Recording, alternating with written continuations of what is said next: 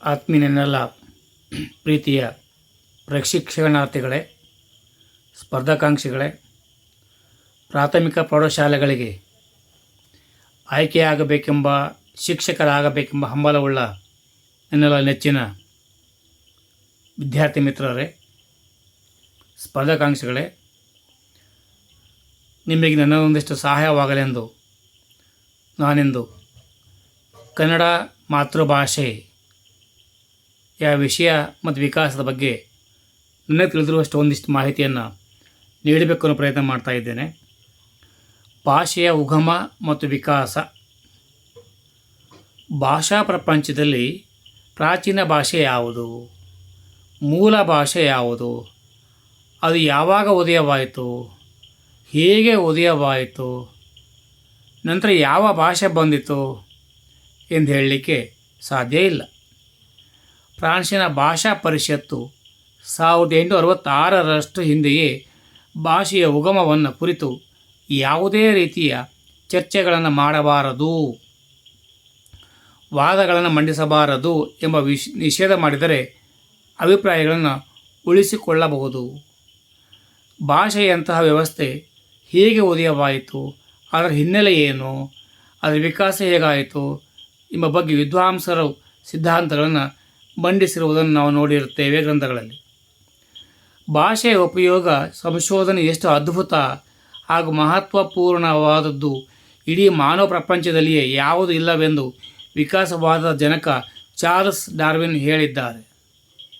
ಇನ್ನು ಕಾಂಡಿಲಾಕ್ ಪ್ರಕಾರ ಮನುಷ್ಯರು ತನ್ನ ಮನಸ್ಸಿನ ಭಾವನೆಗಳನ್ನು ಅಭಿವ್ಯಕ್ತಿಗೊಳಿಸಲು ಧ್ವನಿ, ಹೋರಾಟ, ಭಾಷೆ ಸೃಷ್ಟಿಯಾಯಿತು ಎಂದು ಅಭಿಪ್ರಾಯಪಟ್ಟರು. ಆದರೆ ಅವನ ಭಾಷೆ ಯಾರಿಂದ ಹುಟ್ಟಿದ್ದು, ಎಲ್ಲಿ ಹುಟ್ಟಿದ್ದು ಎಂಬುದರಲ್ಲಿ ಹೇಳುವುದರಲ್ಲಿ ಅವನು ವಿಫಲನಾದ.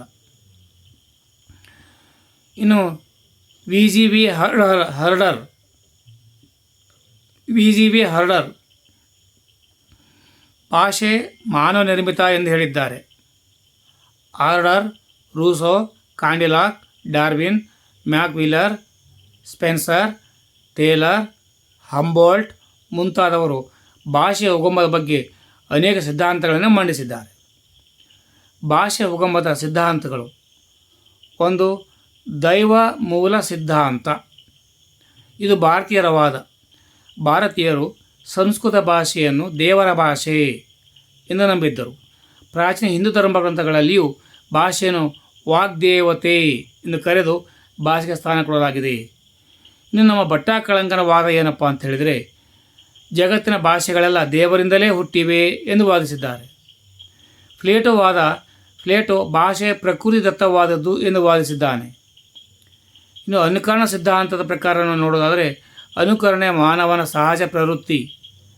ಅನುಕರಣೆಯಿಂದ ಮಾನವ ಏನನ್ನೂ ಬೇಕಾದರೂ ಕಲಿಯಬಲ್ಲ.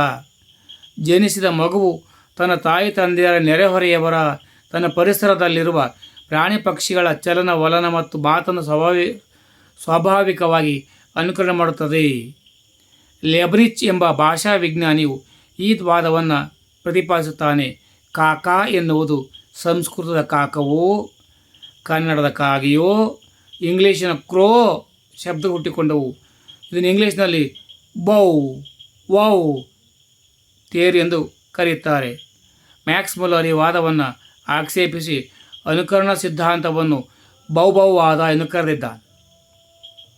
ಇನ್ನು ಉದ್ಗಾರವಾಚಕ ತತ್ವ, ಇಂಟ್ರಾಜೆಕ್ಷನಲ್ ಥಿಯರಿ, ಪೂ ಥಿಯರಿ. ಸಂತೋಷ, ಕಷ್ಟ, ಸುಖದಂತಹ ಅತಿ ತೀಕ್ಷ್ಣವಾದ ಸಂವೇದನೆಯ ಉದ್ಗಾರವೇ ಭಾಷೆ. ಆದಿಮಾನವನು ತನ್ನ ಭಾವನೆಗಳನ್ನು ಉದ್ದೇಶಪೂರ್ವಕ ಅಥವಾ ಅಪ್ರಯತ್ನವೂ ಪೂರ್ವಕವಾಗಿ ಪ್ರಕಟಿಸುತ್ತಿದ್ದ ಶಬ್ದಗಳೇ ಭಾಷೆಗಳಾಗಿರಬಹುದು. ಮ್ಯಾಕ್ಸ್ ಮುಲ್ಲರ್ ಉದ್ಗಾರವಾಚಕ ತತ್ವವನ್ನು ಫೌ ವಾದ ಎಂದು ಕರೆದಿದ್ದಾನೆ. ಇನ್ನು ಶ್ರಮ ಪರಿಹಾರ ಸಿದ್ಧಾಂತ. ಆದಿಮಾನವನು ಶ್ರಮಪೂರ್ಣ ಕೆಲಸ ಮಾಡುವಾಗ ತನ್ನ ಶ್ರಮ ಪರಿಹಾರ ಅರ್ಥವಾಗಿ ಹೊರಡಿಸುವ ನಿಟ್ಟುಸಿರು ವಿಭಿನ್ನ ರೀತಿಯ ಒತ್ತಡಗಳಿಂದ ಬಾಯಿಯ ಮೂಲಕ ಹೊರಬರುತ್ತಿತ್ತು. ಈ ರೀತಿ ಹೊರಟ ಉಸಿರು ಬೇರೆ ಬೇರೆ ಧ್ವನಿಗಳಾಗಿ, ಶಬ್ದಗಳಾಗಿ, ಭಾಷೆಯಾಗಿ ರೂಪಿಸಲ್ಪಟ್ಟಿದೆ ಎಂಬುದೇ ಈ ವಾದ ತಿರುಳು. ಅಬ್ಬಾ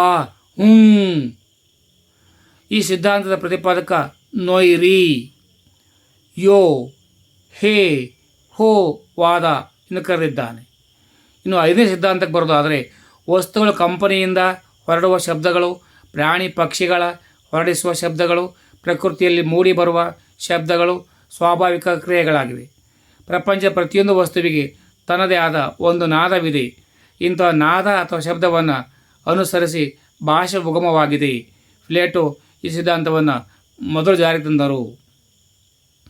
ಇನ್ನು ಮ್ಯಾಕ್ಸ್ ಮುಲ್ಲರ್ ಸಿದ್ಧಾಂತವನ್ನು ಪ್ರತಿಪಾದಿಸಿದರು. ಅದನ್ನು ಡಿಂಗ್ ಡಾಂಗ್ ಸಿದ್ಧಾಂತ ಎಂದು ಕರೆಯುತ್ತಾರೆ.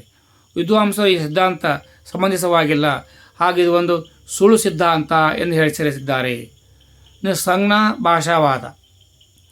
ಭಾಷೆ ಬೆಳಕಿಗೆ ಬರುವುದಕ್ಕೆ ಮೊದಲು ಸನ್ನೆಗಳು ಬೆಳಕಲಿದ್ದು ಮಾನವರು ಕೈ, ಬಾಯಿ, ಮುಖ, ಕಣ್ಣುಗಳ ಸಂಜ್ಞೆಯಿಂದಲೇ ಭಾವನೆಗಳನ್ನು ಇತರರಿಗೆ ತಿಳಿಸುತ್ತಿದ್ದರು. ಸಿದ್ಧಾಂತ ಪ್ರತಿಪಾದಕ ವೋಂಟ್. ತೊದಲ್ನುಡಿವಾದ. ಜನಿಸಿದ ಮಗು 4-6 ತಿಂಗಳುಗಳ ನಂತರ ತನಗೆ ಹೇಳುವ, ಕಾಣುವ ಕ್ರಿಯೆ ಮಾತನ್ನು ಅನುಕರಣೆ ಮಾಡುತ್ತದೆ. ತಾಯಿ ಹಾಗೂ ಇತರರ ಮಾತುಗಳನ್ನು ಆಲಿಸುತ್ತಾ ಅನುಕರಿಸುವ ಮಗು ಅಸ್ಪಷ್ಟವಾಗಿ ತೊದಲುತ್ತಾ ಕ್ರಮೇಣ ನಿರ್ದಿಷ್ಟ, ಸ್ಪಷ್ಟ, ಶುದ್ಧ, ಭಾವಪೂರ್ಣ ಮಾತುಗಳಾಗುತ್ತವೆ ಎಂಬುದು ಈ ವಾದ. ಈ ವಾದ ಪ್ರತಿಪಾದಕ ಎಸ್ಪರ್ಷನ್.